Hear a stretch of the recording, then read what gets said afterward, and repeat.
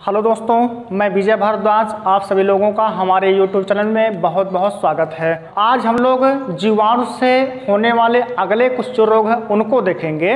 अगला जो रोग है यह रोग होता है एक जिसको कहते हैं कुष्ठ या कोढ़ रोग। अगला जो रोग है जीवाणु से होने वाला रोग ये क्या होता है? कोढ़, इस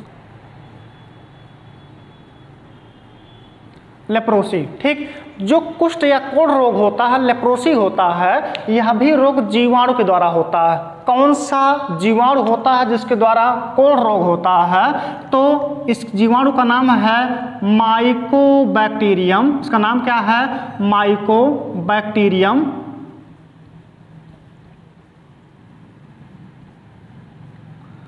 माइकोबैक्टीरियम लेप्री। नाम क्या है? Mycobacterium leprae. लक्षण क्या है इसके? तो जब किसी व्यक्ति को कोढ़ रोग हो जाता है तो उसके शरीर पर चकत्ते पड़ जाते हैं। चकत्ते दिखेगा जैसे दांत वगैरह के चकत्ते होते हैं, उसी की तरह चकत्ता पड़ जाता है। और जिस जगह पर कोढ़ रोग होता है वहाँ पर जो चमड़ी होती है, चर्म होती है, उसकी संवेदनाएं खत्म हो जाती है। यानी कि जहाँ कहीं भी कोढ़ रोग जिस अंग में होगा उस जगह पर जहाँ पर होगा वहाँ की जो संवेदनाएं हैं पूरी तरह से खत्म हो जाती है। ना तो स्पर्श का अनुभव होता है, यानी कह सकते हैं कि उस जगह पर शून्य हो जाता है। ये जो जीवाणु होता है माइकोबैक्टीरियम लेप्री, यह किस अंग को प्रभावित करता है? तो आपको क्या बताया गया कि ये चमड़ी पर यानी कि चर्म रोग के अंतर्गत आता है। कौन सा? कोढ़ रोग। या आनुवंशिक रोग भी नहीं होता है, ना ही या किसी एक व्यक्ति से दूसरे व्यक्ति में फैलता है। जैसे ही नॉर्मल किसी व्यक्ति के पास बैठने से किसी व्यक्ति को कोढ़ नहीं होता है, यह तब फैलेगा जब एकदम चिपकू आशिक हो जाए। जैसे आपको पता होगा चिपकू आशिक अगर है मतलब दिन भर अगर सटे हुए हैं तो उस व्यक्ति से अगर किसी एक पार्टनर को है कोढ़ रोग तो दूसरे को भी हो सकता अगर वो चिपकू आशिक की तरह है तो। अन्यथा जो कोढ़ रोग होता है वह एक व्यक्ति से दूसरे व्यक्ति में आसानी से संचरित नहीं होता, ना ही आनुवंशिक होता। तो किस अंग को ये प्रभावित कर रहा है? ये प्रभावित कर रहा है चर्म कोशिका को। किसको? चर्म कोशिका पर। और किसको? तो तंत्रिका तंत्र को भी प्रभावित कर रहा है। चर्म को प्रभावित कर रहा है ही, तंत्रिका तंत्र को भी प्रभावित कर रहा है। अगला जो रोग है जीवाणु से होने वाला यह होता है डिप्थीरिया। कौन सा रोग? इसका नाम है डिप्थीरिया। डिप्थीरिया जो रोग होता है यह अधिकांशतः बच्चों में होने वाला रोग है। यह भी जीवाणु के द्वारा रोग होता है। कौन सा? तो हम क्या कहेंगे? डिप्थीरिया रोग।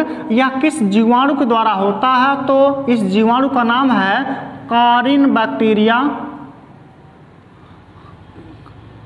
Kieron bacterium. Corynebacterium डिप्थीरियाई।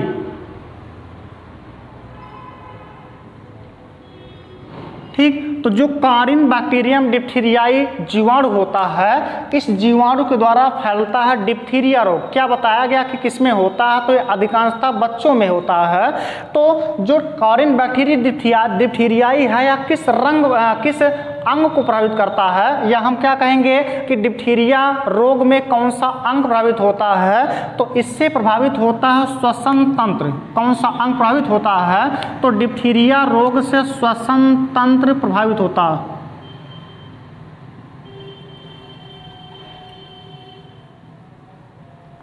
श्वसन तंत्र प्रभावित होता है। कैसे? कारिन बैक्टीरिया डिप्थीरियाई जो एक क्या है जीवाणु है यह श्वसन तंत्र प्रभावित करता है। तो जो कारिन बैक्टीरिया डिप्थीरियाई है यह गले में क्या करता है? जो श्वसन नलिका होती है उस श्वसन नलिका में वह एक सफेद झिल्ली नुमा क्या करता है? परत का निर्माण कर देता है, जिससे जो श्वसन नलिकाएं होती हैं क्या प्रभावित होती हैं? प्रभावित होती है। सांस लेने में बहुत दिक्कत होती है जैसे कि दमा वाले व्यक्ति को। तो जो कारिन बैक्टीरिया डिप्थीरियाई है या किस अंग को प्रभावित कर रहा है? श्वसन तंत्र को प्रभावित। इस रोग के लिए यानी कि डिप्थीरिया के लिए बच्चों में लगता है डीपीटी का टीका। कौन सा? तो डी है, पी है, टी है। ठीक, तो जो डिप्थीरिया रोग होता है, इस रोग के लिए बच्चों में क्या लगता है, डीपीटी का टीका लगता है। ध्यान दीजिएगा, ये जो डीपीटी का टीका होता है तो डिप्थीरिया के तो लिए तो लगता ही है। क्यों? क्योंकि डीपीटी का जो फुल फॉर्म होता है, डी से होता है डिप्थीरिया और पी से होता है पर्टूसिस और टी से क्या होता है, तो इससे होता है टिटनेस। ठीक, यानी इसका जो फुल फॉर्म है डिप्थीरिया पर्टूसिस टिटनेस, इसका फुल फॉर्म होता है। यानी कि यह तीनों के लिए लगता है। किसके किसके लिए? तो जो डीपीटी का टीका है यह बच्चों में किसके लिए, डिप्थीरिया के लिए लगता है और किसके लिए लगता है, तो काली खांसी के लिए, होपिंग कफ के लिए लगता है, यानी काली खांसी के लिए लगता है और किसके लिए, टिटनेस के लिए। तो बच्चों में डीपीटी का टीका लगता है। किस चीज़ के लिए? तो 3 चीज़ों के लिए बताया गया आपको। पहला डिप्थीरिया है, दूसरा क्या है, काली खांसी है और तीसरा क्या है, टिटनेस। इन तीनों के लिए लगता है डीपीटी का टीका। अगला जो रोग है हम देखेंगे वह कौन सा है, वह है काली खांसी। चूंकि जो खांसी होता है, काली खांसी, यह भी क्या होता है, तो वह भी जीवाणु से होता है। कौन सा रोग? तो इसको कहेंगे काली खांसी। काली खांसी या इसी को कुकुर खांसिया कहा जाता है। कुकुर खांसी या काली खांसी, चूंकि इसमें जो जिस व्यक्ति को होगा काली खांसी वह व्यक्ति बहुत ज़्यादा मात्रा में क्या होता है, बहुत अधिक मात्रा में खांसता है। ठीक, इसलिए इसको कुकुर खांसी कहा जाता है या काली खांसी कहा जाता है। एक बैक्टीरिया होता है बर्डीटेला पर्टूसिस। नाम क्या है? बर्डीटेला पर्टूसिस। बर्डीटेला पर्टूसिस, जो बर्डीटेला पर्टूसिस जीवाणु होता है, इस बर्डीटेला पर्टूसिस जीवाणु से भी काली खांसी रोग होता है। और काली खांसी जो रोग होता है यह किस अंग को प्रभावित करेगा, तो यह भी श्वसन तंत्र को ही प्रभावित करता है। किसको? तो श्वसन तंत्र को प्रभावित करता है काली खांसी। इसके लिए भी कौन सा टीका लगेगा? अभी आपको क्या बताया गया, डीपीटी। यानी इस के रोकथाम के लिए भी डीपीटी का क्या लगता है, टीका लगता है। ठीक, जो अगला रोग है जीवाणु से होने वाला, यह होता है प्लेग रोग जो होता है यह भी जीवाणु के द्वारा होता है। कौन सा जीवाणु प्लेग रोग को फैलाता है? तो यह पास्चुरेला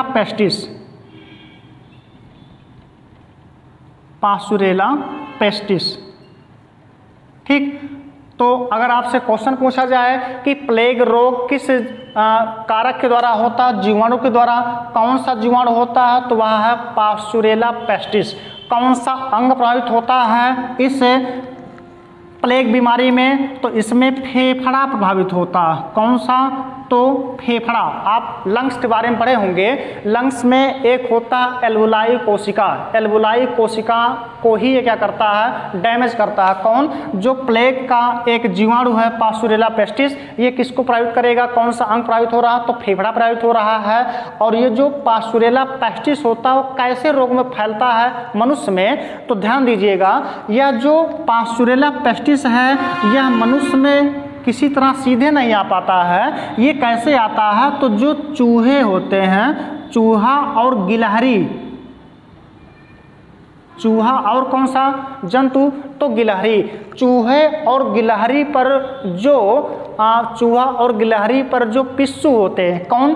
तो पिस्सू जो होते हैं उन्हीं पिस्सू के द्वारा ही फैलता है कौन सा रोग, तो वो फैलता है प्लेग। यानी कि जो पिस्सू होते हैं उन्हीं के ऊपर होता है पास्चुरेला पेस्टिस और वो पहुंच जाता है इन चूहे गिलहरियों से किसके पास, मनुष्य के पास। और इस मनुष्य के पास जैसे पहुंचता है कौन सा, पास्चुरेला पेस्टिस, ये फैलाने रखता है कौन सा रोग, तो प्लेग। और इससे कौन सा अंग प्रभावित होता है, तो फेफड़ा प्रभावित होता है। ठीक, अगला जो रोग है जीवाणु से होने वाला यह है एंथ्रैक्स। कौन सा रोग है, तो यह जो जीवाणु से होने वाला रोग है वह है एंथ्रैक्स। एंथ्रैक्स जो रोग होता है किससे होता है, जीवाणु के द्वारा होता है। कौन से जीवाणु के द्वारा होता है, वह होता है बैसिलस एंथ्रेसिस जीवाणु, जो एंथ्रेक्स रोग होता है, यह किस जीवाणु के द्वारा होता है? तो बैसिलस एंथ्रेसिस जीवाणु के द्वारा होता है, लेकिन यह मनुष्यों में पाया जाने वाला रोग नहीं होता है। यह होता किसमें था? तो जानवरों में होता था, लेकिन धीरे धीरे जैसे जानवर इंसान मॉडिफाई हो रहे हैं, ऐसे कौन से प्रत्येक जीव मॉडिफाई हो रहे हैं। तो ये जो रोग है एंथ्रेक्स, ये होता था पहले जानवरों को, किसके द्वारा? तो बैसिलस एंथ्रेसिस के द्वारा, लेकिन अब यह मॉडिफाई करके इंसानों को भी इन्फेक्ट करने लगा है। जैसे आप कोरोना के बारे में सुने होंगे कि कोरोना फैला किससे? तो कुछ लोग कहते हैं उस सांप से फैला, कुछ लोग कहते हैं चमगादड़ से फैला। इसका मतलब वह पक्षियों में होने वाला रोग था, लेकिन वो धीरे धीरे ट्रांसफर हो गया किसमें? इंसानों में। वह इंसान को होने वाला रोग नहीं था। ऐसे सेम जो आपका एंथ्रेक्स है, यह किसमें होता था? तो शाकाहारी जो जानवर होते हैं, मवेशी होते हैं, उनमें रोग होता था। जो एंथ्रेक्स रोग होता है वह पशुओं में संक्रामक रोग की तरह होता है। पशुओं में यानी कि यह भी क्या है? एक प्रकार का संक्रामक रोग होता है। आगे जो आपको बैक्टीरिया से होने वाले रोग हैं, बस केवल रोग के बारे में जानिए। किससे होता है? बैक्टीरिया से होता है, बस इतना। जैसे हो गया आपका सुजाक हो गया, एक रोग होता है सुजाक। दूसरा होता है गोनेरिया, गोनेरिया भी एक रोग होता है। और एक रोग होता है सिफिलिस, सिफिलिस। ध्यान दीजिएगा, ये जो 3 रोग हैं, कौन कौन? सुजाक हो गया, गोनोरिया हो गया, सिफिलिस हो गया। ये सभी के सभी रोग जनन तंत्र से संबंधित रोग होते हैं, यानी कि ये कैसे रोग होते हैं? तो लैंगिक रोग होते हैं। कौन कौन? सुजाक हो गया, गोनोरिया हो गया, सिफिलिस हो गया। बस इनके बारे में इतना जानिए कि गोनोरिया जो रोग होता है वह किसी जीवाणु के द्वारा, कौन सा जीवाणु? एक जीवाणु होता है जिसका नाम है गोनेरिया गोनोराही, उससे होता है गोनेरिया।